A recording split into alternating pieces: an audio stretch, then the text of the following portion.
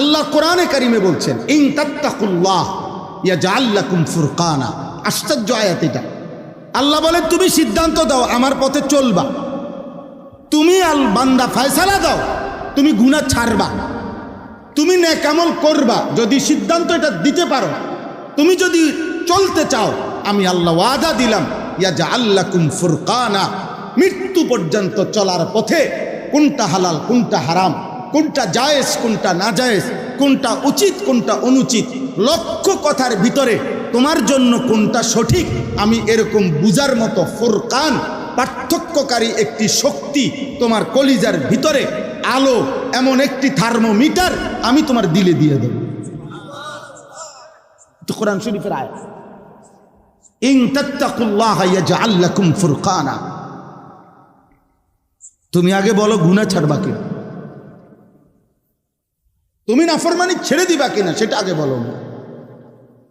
তুমি হারামের মধ্যে থাইকা বুঝতে চাইলে তো লাভ হতো না। কথা বুঝেন নেই আপনি সুদের মধ্যে থাইকা এবারে হুজুর বা পরিচিত কাউরে চান না জোড়া তালি দিয়ে, এটার কোনো বাইলকরণ যায়নি,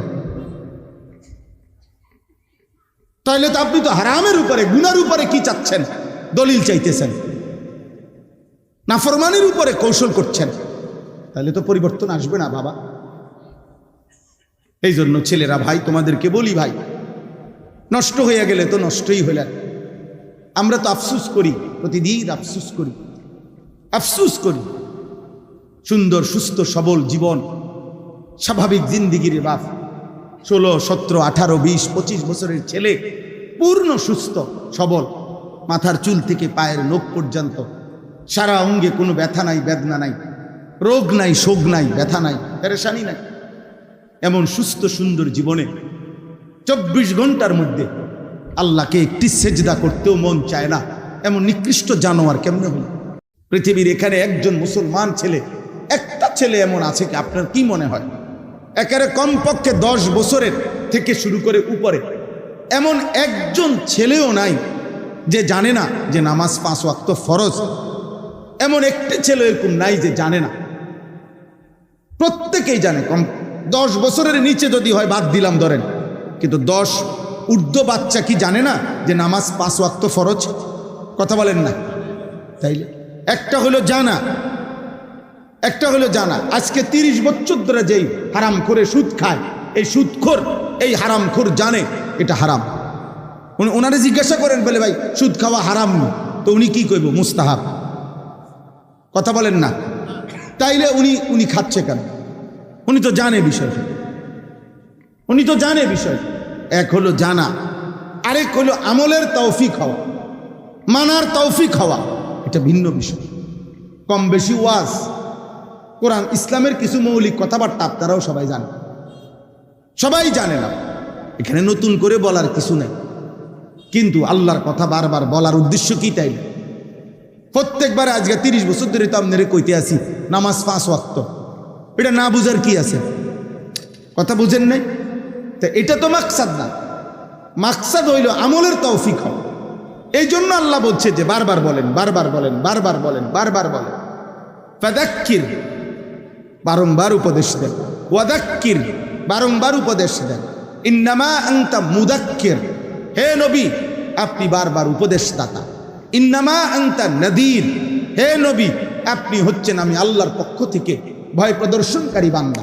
এই মাকসাদে বারবার বলেন, আপনি বলতে থাকেন, আপনি মেহনত করতে থাকেন, ফয়সালা আমি দেব। ঈমান আনবে না আনবে না, আল্লাহর পথে চলবে না চলবে না, পরিবর্তন হবে না হবে না, আল্লাহ বলেন এটা আমার ফয়সালা, আমার ফয়সালা। কোরআনুল কারীমের মধ্যে আছে, এই সূরা, আমি যেই সূরার আয়াত পড়ছি, সূরা হুদ, এই সূরার মধ্যে স্পষ্ট আছে হযরতে নূহ আলাইহিস সালাম 950 বছর, 950 বছর একটানা মানুষকে আল্লাহর দিকে ডাকছে। কি মামুলি কথা মনে হয় এটা? 950 বছর বুঝেন? 950 টাকা, 950 টাকা আর 950 বছর এক কথা?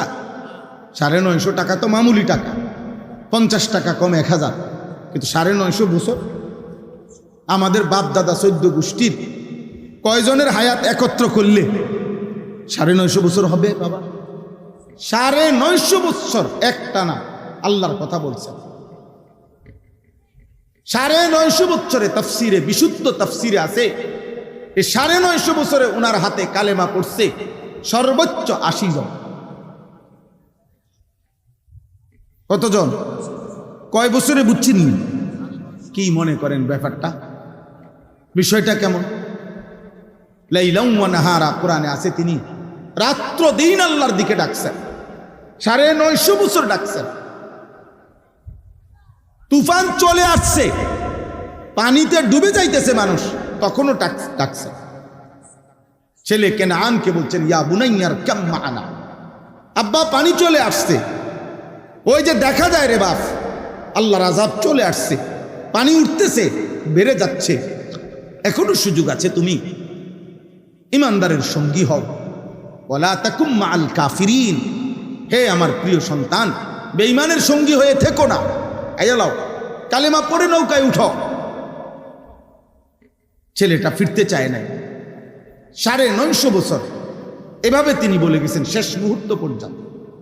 কিন্তু আমি যেটা বলতে চাই, সেখানে আছে কোরআনে এই সূরাতে, তিনি বলতেন এই 950 বছরেও বলার পরেও তিনি বলতেন ওয়ালা ইয়ানফাউকুম নুসহি ইন আরাদতু আন আনসাহা লাকুম ইন কানা আল্লাহু ইউরিদু আন ইউহদিয়াকুম। তিনি বলতেন হে আমার জাতি, 950 বছরও না, 9.5 লক্ষ বছরও যদি আমি তোমাদেরকে বলি, শুধু আমার বলার দ্বারা তোমাদের কোনো উপকারে আসবে না। যদি আল্লাহ তাআলা তোমাদের ব্যাপারে ভিন্ন ফয়সালা করে, আমি যদি ফয়সালা করি আমি চাচ্ছি ঈমান, আর আল্লাহ যদি সিদ্ধান্ত নেয় ঈমান দিবে না, আমি চাচ্ছি তোমাদের হেদায়েত, কিন্তু আল্লাহর সিদ্ধান্ত যদি হয় হেদায়েত দিবে না। আমি চাচ্ছি তোমাদের পরিবর্তন, আর আল্লাহর সিদ্ধান্ত যদি হয় পরিবর্তন করবে না, তাহলে আমার এই 950 বছর না, 9.5 লক্ষ বছরের বলার দ্বারাও কোনো লাভ হবে না। নবীগণ এভাবে বলতেন, এভাবে বলছেন বাপ। আমরা এই জন্য কোনোদিনও হতাশ হই না বাবা। তোমরা এই পরিমাণ ছেলে নামাজ পড়ো না, আমরা তো জানি, আমরা দেখি, কলিজায় আফসোস লাগে, হৃদয়ে ব্যথা লাগে, আহাজারি করি, কিন্তু হতাশ হই না, হতাশ হই, বলতেই থাকি, বলতেই থাকি।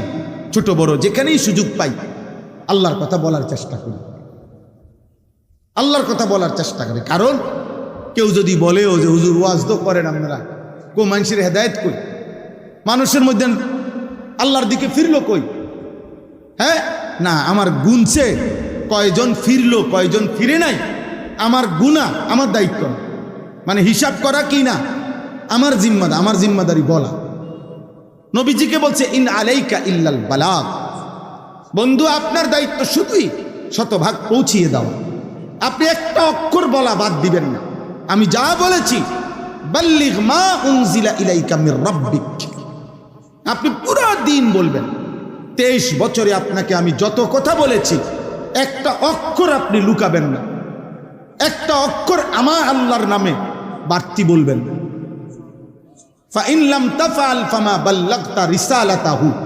শোনো ভাইয়া, বাবাও শোনেন, আল্লাহর নবীকে আল্লাহ বলছে যদি একটি অক্ষর বলেন, না বলেন এক শব্দ, তো মনে রাখবেন আপনার রাসূল হিসাবে দায়িত্ব আদায় হয় নাই।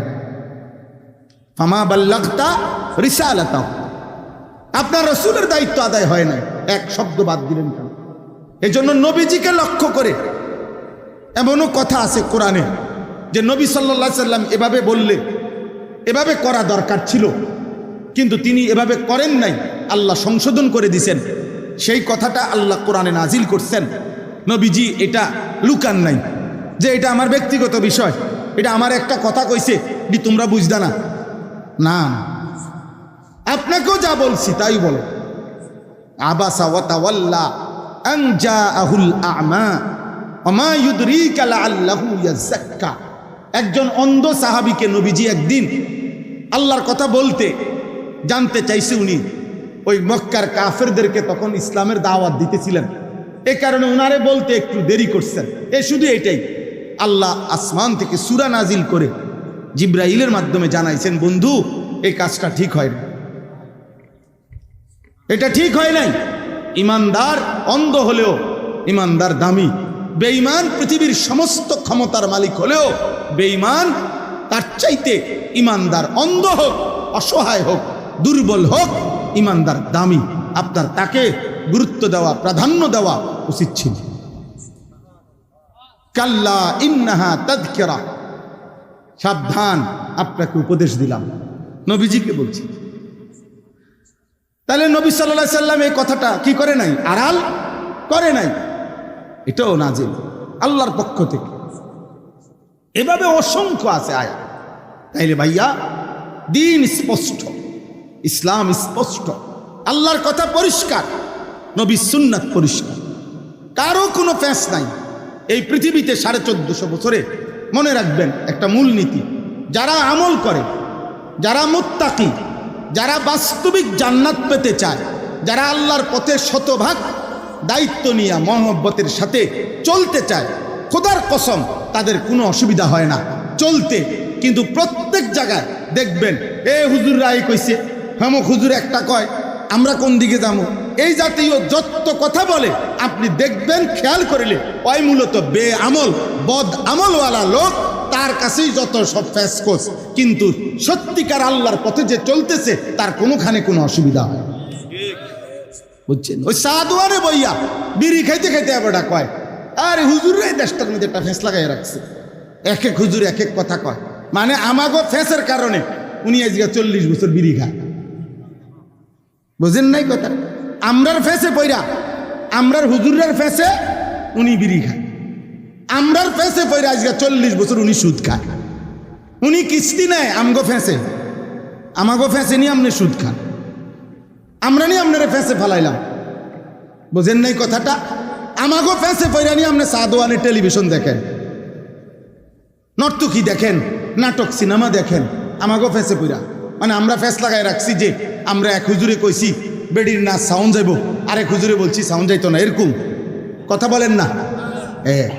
সব সময় এটা মনে রাখবেন, কোরআনে আল্লাহর ওয়াদা আছে, ইন তাত্তাকুল্লাহ। ওই ছেলে, এই বেটা, তুমি দেখলে না ওই ভাইকে বললাম, তুমি মোবাইল উঠাইলা কেন বেয়াদব? তোমারে বললাম তুমি চলে যাও ভাই, আবার একজনের পিছনে মাথা নোয়াইলে লাভ হইব কি? আমি দেখছি তোমারে। জি বাপ, আল্লাহ কোরআনে কারিমে বলছেন, ইন তাত্তাকুল্লাহ ইয়াজআল লাকুম ফুরকানা। আশ্চর্য আয়াত এটা। আল্লাহ বলেন তুমি সিদ্ধান্ত দাও আমার পথে চলবা, তুমি আল বান্দা ফয়সালা দাও, তুমি গুনাহ ছাড়বা, তুমি নেক আমল করবা। যদি সিদ্ধান্ত এটা দিতে পারো, তুমি যদি চলতে চাও, আমি আল্লাহ ওয়াদা দিলাম, ইয়াজআল লাকুম ফুরকানা, মৃত্যু পর্যন্ত চলার পথে কোনটা হালাল কোনটা হারাম, কোনটা জায়েজ কোনটা না জায়েজ, কোনটা উচিত কোনটা অনুচিত, লক্ষ কথার ভিতরে তোমার জন্য কোনটা সঠিক, আমি এরকম বুঝার মতো ফুরকান, পার্থক্যকারী একটি শক্তি তোমার কলিজার ভিতরে, আলো, এমন একটি থার্মোমিটার আমি তোমার দিলে দিয়ে দেব। তো কোরআন শরীফের আয়াত, ইন তাত্তাকুল্লাহ ইয়াজআল লাকুম ফুরকানা। তুমি আগে বলো গুনাহ ছাড়বা কি, তুমি নাফরমানি ছেড়ে দিবা কিনা সেটা আগে বলো। তুমি হারামের মধ্যে থাইকা বুঝতে চাইলে তো লাভ হতো না। কথা বোঝেন নেই আপনি সুদের মধ্যে থাইকা এবারে হুজুর বা পরিচিত কাউরে সান না জোড়া তালি দিয়ে এটার কোনো বাইলকরণ যায়নি, তাইলে তো আপনি তো হারামের উপরে গুনার উপরে কি চাচ্ছেন, দলিল চাইতেছেন, নাফরমানির উপরে কৌশল করছেন, তাহলে তো পরিবর্তন আসবে না বাবা। এই জন্য ছেলেরা ভাই তোমাদেরকে বলি, ভাই নষ্ট হয়ে গেলে তো নষ্টই হলেন। আমরা তো আফসুস করি, প্রতিদিন আফসুস করি, আফসুস করি। সুন্দর সুস্থ সবল জীবন, স্বাভাবিক জিন্দিগির বাপ, 16, 17, 18, 20, 25 বছরের ছেলে, পূর্ণ সুস্থ সবল, মাথার চুল থেকে পায়ের নখ পর্যন্ত, সারা অঙ্গে কোনো ব্যথা নাই, বেদনা নাই, রোগ নাই, শোক নাই, ব্যথা নাই, পেরেশানি নাই। এমন সুস্থ সুন্দর জীবনে 24 ঘন্টার মধ্যে আল্লাহকে একটি সেজদা করতেও মন চায় না, এমন নিকৃষ্ট জানোয়ার কেমনে হল? এমন নিকৃষ্ট জানোয়ার কেমনে হল? এর চাইতে বড় আফসোসের বিষয় কি হতে পারে? আপনারা যে কোনো বিবেকবান মানুষ বুঝবেন, ছেলেরা বাবা তোমরাও বলো, পৃথিবীর যে কোনো মানুষ জানে কৃতজ্ঞ একটি প্রাণী এই পৃথিবীতে যদি চতুষ্পদ প্রাণীর মধ্যে কৃতজ্ঞ প্রাণীর উদাহরণ দিতে হয়, কুত্তার উদাহরণ দেওয়া হবে। কুকুর একটি কৃতজ্ঞ প্রাণী, সবাই জানে এটা। কুকুর একটি কি প্রাণী? কৃতজ্ঞ প্রাণী। কুকুরের মধ্যে কৃতজ্ঞতা বেশি।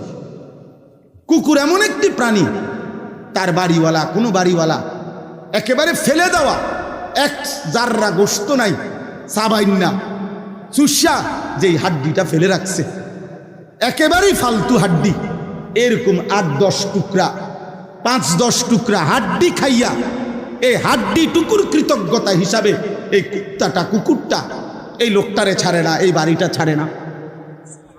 আহা, এটুকু হাড্ডির কৃতজ্ঞতার কারণে যদি একটা কুত্তা তার ভিতরে এই কৃতজ্ঞতা থাকে, এত বড় আসমান ও জমিন, চন্দ্র সূর্য, আলো বাতাস, রোদ বৃষ্টি, এত কিছু, এত সুখ, এত শান্তি, এত সুস্থতা, চোখ নাক কান হাত পাও নিঃশ্বাস, এই সব কিছু 24 ঘন্টা দেওয়ার পরেও যার কাছ থেকে আল্লাহ তাআলা একটা সেজদা পায় না, তুই কুত্তার চাইতো খারাপ বেটা।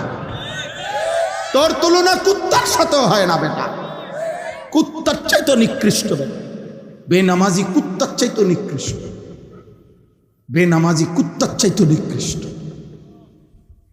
বেনামাজি কুত্তার চাইতো নিকৃষ্ট বেটা। এই পৃথিবীর যেই কোনো বিবেকবান জানে বেটা, হাড্ডির কৃতজ্ঞতা আছে কুত্তার ভিতরে। আর মানুষ রূপী এই হাইওয়ান এত বড় কায়নাত পেয়েও ওই রবের একটা সেজদা দিতে রাজি। আস্তাগফিরুল্লাহ, আস্তাগফিরুল্লাহ। 365 দিনে একদিনও 5 ওয়াক্ত নামাজ পড়লা না, এমন জানোয়ার কেমনে হলো? মুসলমানের ঘরে এত বড় জানোয়ার কেমনে হইল? মায়ের পবিত্র 2 বছরের পবিত্র দুধ, বুকের দুধের এত বড় অপমান কেমনে করলাম? আল্লাহ তাআলা তোমাকে কালেমাওয়ালার ঘরে, মুসলমান বাবা মার ঘরে জন্ম দিয়ে কি ভুল করলেন? কি অপরাধ করলেন? তুমি মালিককে সেজদা দাও না? বলো ভাই, বুঝতে শিখেন। আপনারা বাবারা বুঝতে শিখেন।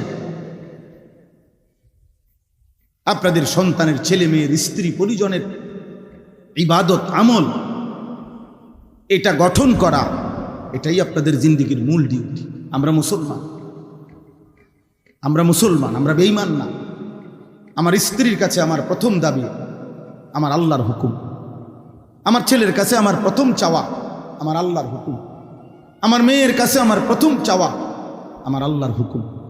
হাজার চেষ্টা করেও তো অনেক বাবা মা শেষ পর্যন্ত কষ্ট করছে ঠিকই, কিন্তু ছেলের খেদমত কপালে জোটে না, ছেলের বউয়ের 1 গ্লাস পানি কপালে জোটে না। আছে না এমন? কথা বলেন না। তো কি লাভ হইল ভাই? না দিন শিখাইলেন, না নামাজ শিখাইলেন, না আল্লাহ চিনাইলেন, আবার তো আজকে দুনিয়াও হারাইলেন, দুনিয়াও হারাইলেন। মানুষের দ্বারা গপ মারিয়া কি লাভ? ঢাকা শহরে পোলা বউ লইয়া থাকে, এটা মানুষের শুনাইয়া কি লাভ? হ্যাঁ, ঢাকা শহরে তো আমনের ফুট ছাড়াও তারও মানুষের থাকে, এটা তো আশ্চর্য কিছু না। ঢাকা শহরে থাকা তো বিরাট কোনো নিয়ামত না, ইটালি থাকা তো কোনো বিরাট নিয়ামত না। কারো একটা ফুট যদি ইটালি থাকলে এত বড় সৌভাগ্য। আমি প্রায়ই বলি, তো যারা কাফের বেঈমান পূর্বপুরুষ থেকে যুগ যুগ ধরে পুরা বংশ তাদের ইটালি, তো তারা কেমন কপাল, তারা ধরো বড় ভাগ্যবান। নাউজুবিল্লাহ, বোঝেন নাই কথাটা? আমেরিকা যদি অ্যান্টিকা বাংলাদেশ থেকে কারো ফুট যদি আমেরিকা গেলে এত ভাগ্য হয়, তো আমেরিকায় যারা জন্ম নিছে, হ্যাঁ তারা তো পুরাটাই ভাগ্য। এটা কথা হইল কোনো? এটা কোনো যুক্তি হইল? আল্লাহ আমাদেরকে হেফাজত করে। ইজ্জত কিংবা সম্মান বাবা ছেলের আব্বা মনে রাখো, দুনিয়া ভোগ করিলে এটা সম্মান না। সম্পদ উপার্জন করতে পারা এটা সম্মান নয়। দুনিয়া জানোয়ারও ভোগ করে, এক কুকুরও দুনিয়া ভোগ করে, এক শুকরও দুনিয়া ভোগ করে, দুনিয়া হাইওয়ানও ভোগ করে, দুনিয়া চতুষ্পদ জন্তুও ভোগ করে, দুনিয়া বেঈমানও ভোগ করে, দুনিয়া মুশরিকও ভোগ করে, দুনিয়া নাস্তিক মুরতাদ 60 বছর 40 বছরে যে একদিনের জন্য স্বীকার করে নাই আল্লাহকে।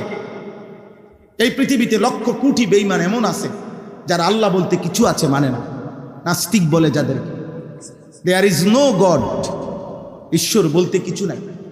আমি নিজ কানে শুনছি, ইউনিভার্সিটি পড়ুয়া, উচ্চ পড়ুয়া এমন 4টা ছেলের সাথে আমি একবার 1 ঘন্টা কথা বলছি। ওদের পরিষ্কার বক্তব্য, ওদের বাবা মা মুসলমান, ওদের পরিষ্কার বক্তব্য যে আল্লাহ বলতে, ঈশ্বর বলতে কিছু আছে হুজুর, আমরা এটা টোটাল বিশ্বাস করি না। আমি এমন মানুষ দেখছি 1000 কোটি টাকার মালিক, একটি প্রাইভেট ব্যাংকের ভাইস চেয়ারম্যান, মারা গেছেন ওই ভদ্রলোক, কোটি কোটি টাকার মালিক ছিল।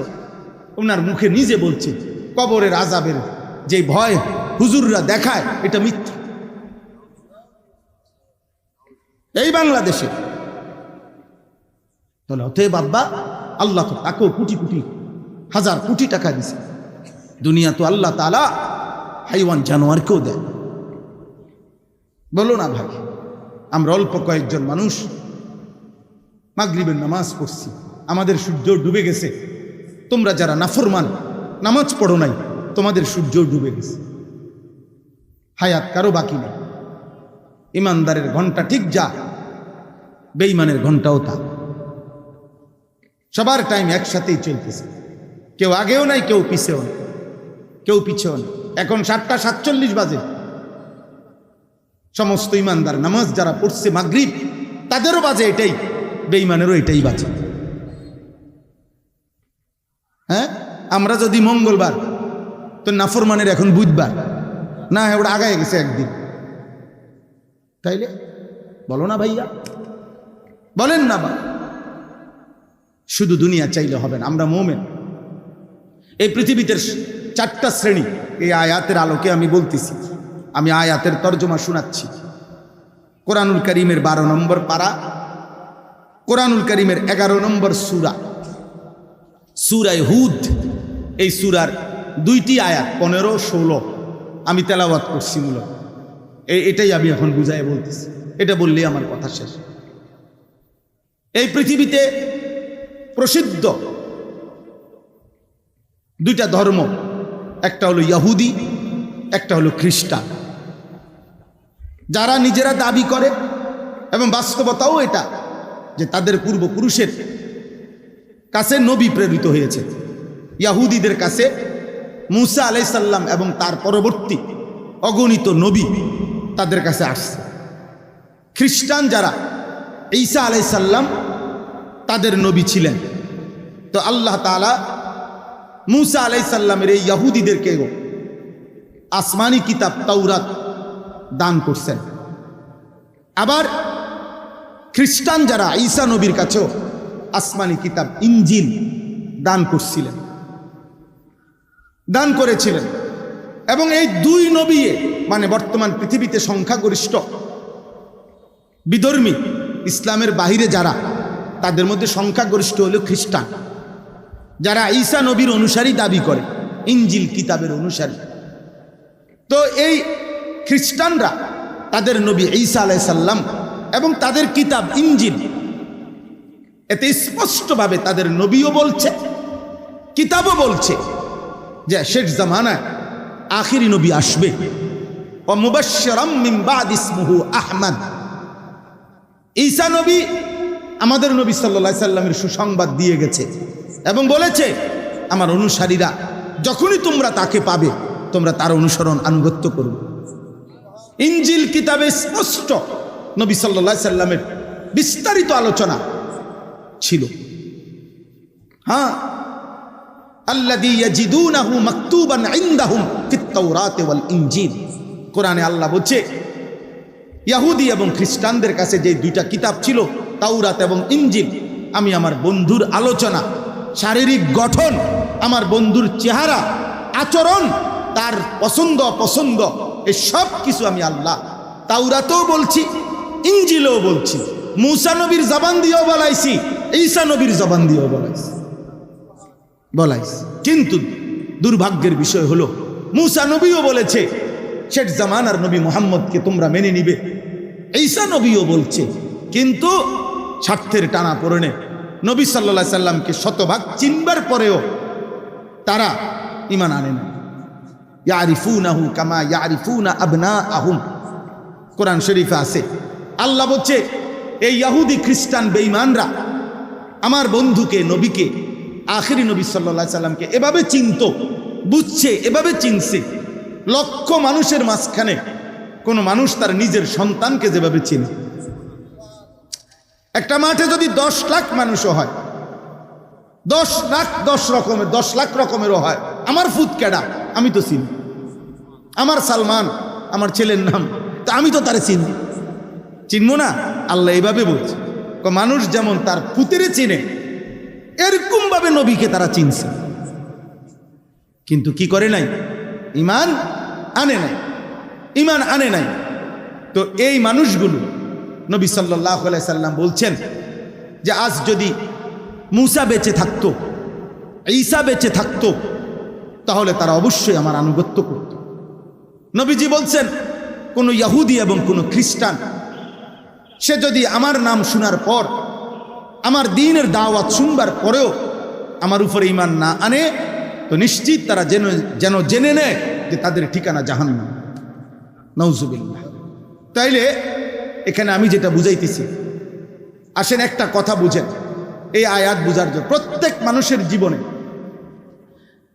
মোমেন হোক, মুনাফিক হোক, ইহুদি হোক, খ্রিস্টান হোক, এই 4টা বিশেষ শ্রেণী। কিছু মানুষ হলো ইহুদি, কিছু মানুষ হলো খ্রিস্টান, কিছু মানুষ হলো মুনাফিক, অর্থাৎ যারা অন্তরে মূলত কালেমা মানে না, কিন্তু মুখে মুসলিমের ভেষ ধরে, মুখে মুসলমানের কি ধরে? পরিচয় ধরে, সুরত ধরে, এরা মুনাফিক। আর আরেক হলো মোমেন, আরেক হলো প্রকৃত অর্থে কি মোমেন। মানে মোটা দাগের এই 4টা শ্রেণীকে আমরা ধরলাম। একেবারে ছোটোখাটো বিশ্লেষণ করলে, ছোট বড় আরো বহু ধর্ম ব্যক্তির নামে আরো আছে, এগুলারে আলাদা বিশ্লেষণ করতে সময়ের ব্যাপার, কিন্তু উল্লেখযোগ্য আমরা এই 4টা শ্রেণী বললাম। এই 4টা শ্রেণী প্রত্যেক মানুষ, প্রত্যেকেই এই দুনিয়ার জীবনে 2 ধরনের কাজ করে। কিছু কাজ আছে অন্যায় কাজ, পাপ, কিছু কাজ আছে কি পাপ, এটা দুনিয়াতেও পাপ আর আখিরাতেও পাপের বদলা জাহান্নাম। তাহলে এটা সবার জন্য কমন, অর্থাৎ কাফের বেঈমান হোক আর ইমানদার হোক, পাপের ঠিকানা কোথায় বলেন না? পাপের ঠিকানা কি? জাহান্নাম। ওয়া ইন্নাল ফুজুরা ইয়াহদি ইলান নার, নবীজির বিশুদ্ধ হাদিস। প্রত্যেক গুনাহ টেনে নিয়ে যাচ্ছে জাহান্নামের দিকে। কিসের দিকে? জাহান্নাম। ফিরবার জন্য যদি সে কার্যকর ঈমান না আনে, তওবা না করে, আল্লাহ যদি মাফ না করে, যেই কোনো পাপের কারণে তওবা করে নাই অথবা আল্লাহ মাফ করে নাই, তাহলে নিশ্চিত তার ঠিকানা কোথায়? জাহান্নাম। তাহলে পাপের ঠিকানা জাহান্নাম, যেই করুক, ইমানদার করুক আর বেঈমান করুক, গেল এটা বাপ। 2 নাম্বার হলো প্রত্যেক মানুষই দুনিয়ার হায়াতে কম বেশি ভালো কাজ করে। কিছু কি করে? ভালো কাজ করে, ভালো কাজ করে, পরিবারের কিছু সেবা করে, ভালো কাজ করে, কল্যাণ মানুষের, সমাজের কিছু কল্যাণকর কাজে, জনহিতকর, সমাজ কল্যাণমূলক, মানুষের উন্নয়নমূলক ভালো কাজ করে, পুণ্য কাজ করে। এই ক্ষেত্রে এই আয়াতের আলোকে বলতেছি, এই ক্ষেত্রে আল্লাহ তাআলা একটা মূল নীতি বলছে যে দুনিয়ার জীবনে এখানে 1 নাম্বার হলো, আবার ওই পিছনে আবার যান, প্রত্যেক খ্রিস্টান যত ভালো কাজই করুক, যত ভালো কাজই করুক, ঈমান না থাকার কারণে আখিরাতে ফলাফল শূন্য, বৃথা, জাহান্নাম ছাড়া আর কিছু না। কোন ইহুদি ঈমান না থাকার কারণে যত কিছু ভালো কাজই দুনিয়াতে করুক, আখিরাতে তার কোনো বিনিময় বা জান্নাতের কোনো পুরস্কার 1 জাররাও পাবে না। তার ঠিকানা কোথায়? জাহান্নাম। তাহলে এই পৃথিবীতে মনে রাখতে হবে, সবচেয়ে বড় সৎ কাজ হলো আফদালুল খাইর, আফদালুল আমাল, সবচেয়ে উত্তম কাজ, সবচেয়ে খায়ের কল্যাণকর কাজ হলো কালেমা গ্রহণ করা। কি গ্রহণ করা? ঈমান। ঈমানের চাইতে বড় কোনো খায়ের নেই, ঈমানের চাইতে বড় কোনো কল্যাণ নাই। আর ঈমানবিহীন বাকি কল্যাণ আখিরাতের হিসাবে ধর্তব্য না, ধর্তব্য না, আখিরাতের হিসাবে ধর্তব্য না। তাইলে ইহুদি এবং খ্রিস্টান তারা ঈমান না থাকার কারণে আখিরাতে তাদের কোনো ভালো কাজের, উত্তম কাজেরও কোনো বিনিময় কি বলেন না, পাবে না, পাবে না, গেল তারা। মুনাফিক যারা মুনাফিক তারা তো ইচ্ছা করেই লুকোচুরি করতেছে।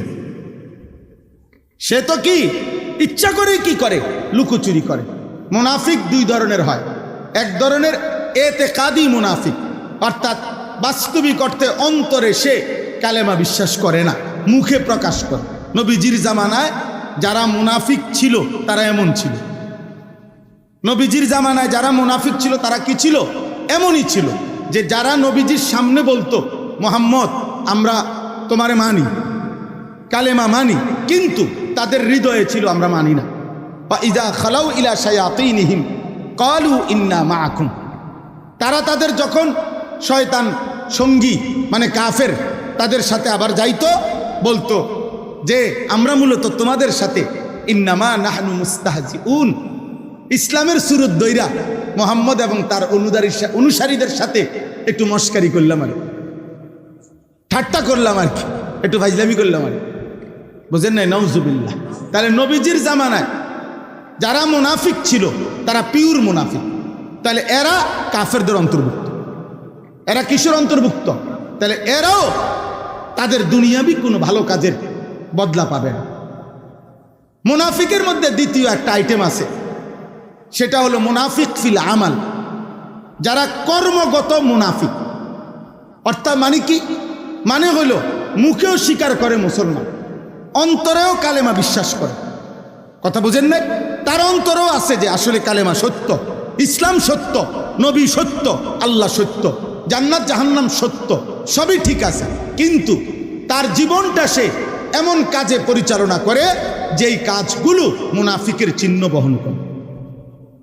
এরকম নবী সাল্লাল্লাহু আলাইহি সাল্লাম এবং আল্লাহর কোরআনে এরকম অনেকগুলোকে চিহ্নিত করে বলছে নবী, এই কর্মে অভ্যস্ত যারা, তারা মুখে পরিচয় দেয় অথবা অন্তরেও বিশ্বাস করুক, কিন্তু তবুও তারা মুনাফিক। তবুও তারা কি? মুনাফিকের চিহ্ন, মুনাফিকের চিহ্ন। যেমন আপনারা বহু শুনছেন, নবী সাল্লাল্লাহু আলাইহি সাল্লাম বলছেন ইজা হাদ্দাসা কাযাবা, যে প্রত্যেক কথায় মিথ্যা বলে, এটা মুনাফিকের চিহ্ন, কর্মগত মুনাফিক। ইজা তুমিনা খানা, যে ব্যক্তির কাছে কিছু আমানত রাখলে সে খেয়ানত করে, নষ্ট করে ফেলে, খাইয়ালায়, মাইরা দেয়, মেরে দেয়। এটা 3 নাম্বার।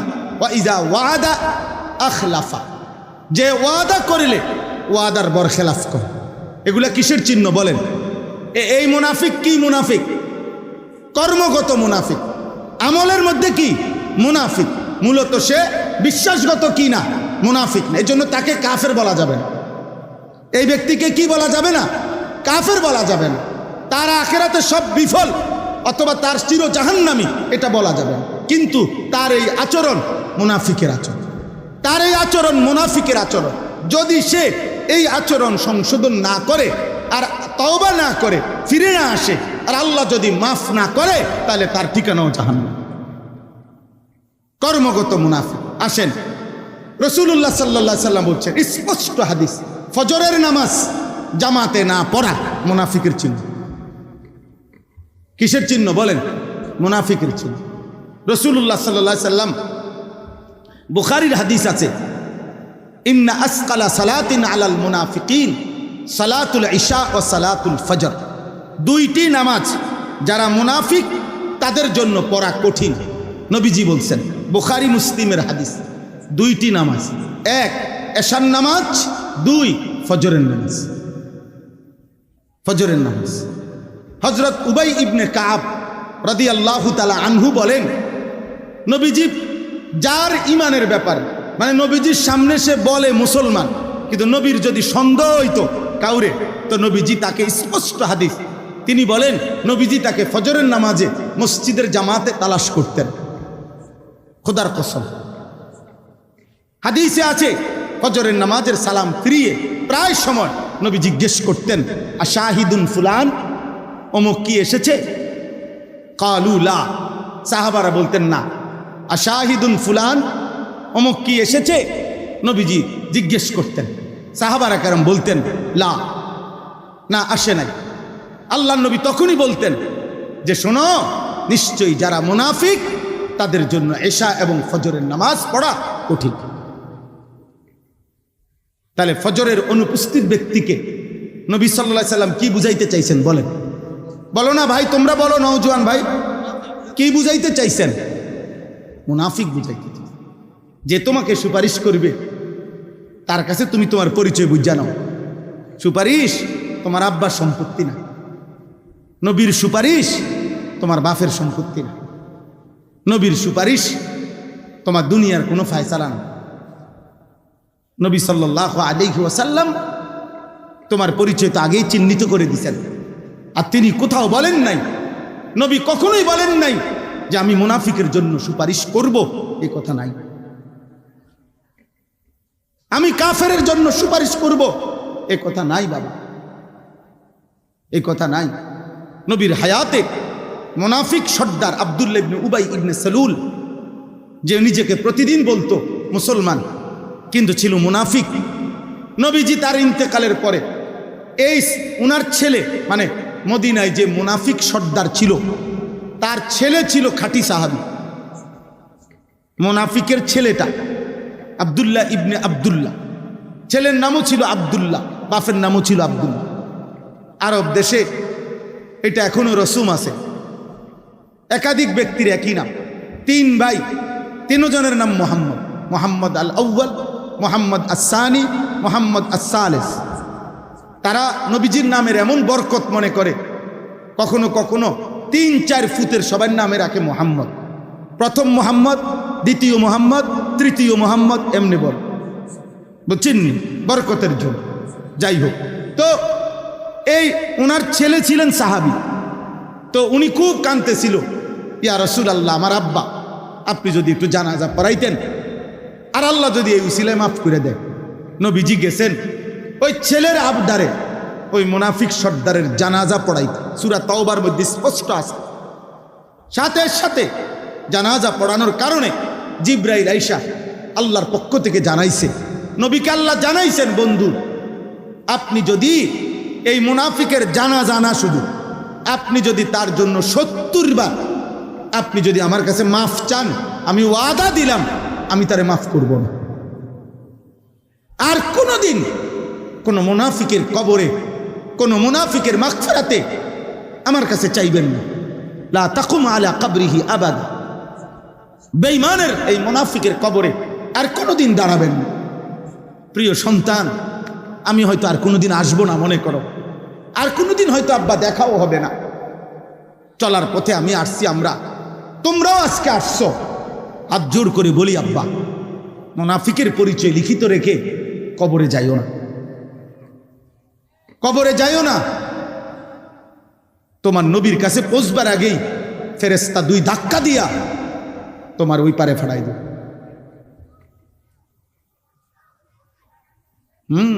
হাফেজে কোরআন সুপারিশ করবে, আলেমে দিন, হাজী সাহেব, তোমার ছোট ভাই, এ তো পরের খবর।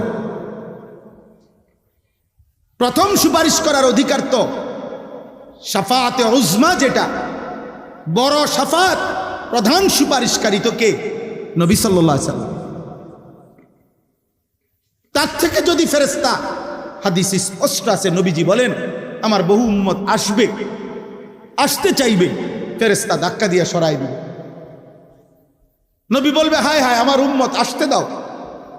ফেরেশতারা বলবে আপনি জানেন না ইয়া রাসূলুল্লাহ, আপনার পরে আপনার দিন 23 বছরের কলিজা ছেঁড়া কষ্টের দিন আপনার, যেই কালেমার জন্য, যেই কোরআনের জন্য আপনি তায়েফের রক্তে সারা দেহ রঞ্জিত করেছেন, আপনি পেটে পাথর বাঁধছেন, আপনার চোখে সারা রাত পানি ঝরছে, আপনার সেই 23 বছরের কলিজা ছেঁড়া, পেটে পাথর বাঁধা, রক্ত মাখা দিন, এ পুরা জিন্দেগি আপনার নাফরমানি করে আপনার বিরুদ্ধাচরণ করেছে। قد احدثوا بعدك قد غيروا بعدك। খোদার কসম নবী বলবে সুহকান সুহকান লিমান গায়্যারা বাদি। দূর হ, দূর হ, তোরা যারা আমার পরে আমার দ্বীনকে বিকৃত করে দিলি, আমার কষ্টের 23 বছরের রক্ত মাখা দিন পালন করতে পারলি না, দূর হবে, যা এখানে আসিস না। এরপরে নবীর সুপারিশটার কপালে জুটবে না, হাফেজ সাহেব হেতেরে ব্যস্ত দিবে নাকি? কথা বলেন না কেন? হ্যাঁ মৌলানা সাহেব আপনি দিবেন ব্যস্তের পরে, ব্যস্ত আপনার আব্বার। আমি জিজ্ঞাসা করছি একটা স্যারে, চাচা কোরআন শরীফ শুদ্ধ পড়তে পারেননি, হবে ডাকো আমার 3 নাতি হাফেজ, কেরামতি কর। কি বুঝাইতে চাইছেন? মানে বেহেস্তের বুঝ আছে, টেনশন করেন না, বুঝেন না? 60 বছরের বুড়া চা দোকানে বসে টেলিভিশনে নর্তকীর নাচ দেখে, বিড়ি সিগারেট খায়, কথায় কথায় গালি দেয়, বুড়া হয়ে গেছে, এখনো সুদ কিস্তি ছাড়ে না। আমনে বাপসাব হইল নাতি হাফেজ, ফুত হাফেজ, ব্যস্তের বুঝ করে রাখছে। আপনি টেনশন করেন না হুজুর, বিড়ি খাইতে খাইতে ব্যস্ত যাম। হ্যাঁ হ্যাঁ, রসিকতা মনে করেন না। যদি ভুল বলি আপনার হিম্মত থাকলে এখানে আসেন, জবাব দেন। আমনে বলেন, আমনে মৃত্যু পর্যন্ত পাপের উপরে মজবুত ফিরলেন না, তওবাও করলেন না, আল্লাহর কাছে মাগফিরাতও চাইলেন না, চোখের ফোঁটা পানিও ফেললেন না। প্রত্যেক গুনার উপরে রাইখা, যথাস্থানে রাইখা আপনি কবরে যাইতেছেন। আপনি কি বুঝাইতে চাচ্ছেন? কি বুঝাইতে চাইছেন বলো না ভাই? 17 বছরের যুবক, কে তোমার নিশ্চয়তা দিল তুমি আরো 40 বছর বাঁচবা? আমার সাথে যে গাড়িতে থাকে আমার ড্রাইভার, আমার খাদেম একটা ছেলে, এই 2 জনকে আমি আজকেও মাহফিলে রওনা দিয়া কথার প্রসঙ্গে বললাম যে 1 মিনিট পরে যে কথাটা বলতে চাচ্ছ যে ভাই আর আসতে 1 মিনিট লাগবে বা করতে আর 1 মিনিট লাগবে, আমি আজকেও বলছি সাবধান, এই 1 মিনিট সময় হাতের কাজ কথাটা বলতেও ইনশাআল্লাহ বলবো। জিজ্ঞাসা করেন, আজকেও বলছি যে আর 1 মিনিট লাগবে আসতে। না না, আর 1 মিনিটেরও নিশ্চয়তা নেই, 1 মিনিটেরও কি নাই, নিশ্চয়তা নেই। অতএব দয়া করে আমরা বুঝাইতে চাচ্ছি যে কর্মগত যদি কেউ মুনাফিক হয় কর্মের কারণে, অথচ সে তওবা করলো না, বুঝতেই চাইল না, তাইলে আপনি আখেরাতে কেমনে বাঁচবেন? কেমনে বাঁচবেন বাবা? আপনার 60 বছরের গুনাহ রাইখা আমনে কবরে গেলেন, তওবাও করলেন না, ফিরলেনও না, গুনাহও ছাড়লেন না। আপনারে কে বুঝাইয়া দিল যে আমনের মরার পরে বুঝি আমনের 60 বছরের গুনার বদলায় চুরি, সুদ, কিস্তি, গালি, নাটক, সিনেমা, নর্তকী দেখা, বেপর্দা জিন্দিগি, হারাম রোজগার, এ সব কিছুর বিনিময়ে 1 লাখ টাকা খরচ করিয়া গ্রাম সুত্তি মানুষ গোস্ত দিয়া ভাত খাবাই দিলে আমনে বেহেস্ত যাইবেন গা? আমনের এটা কে বুঝাইল?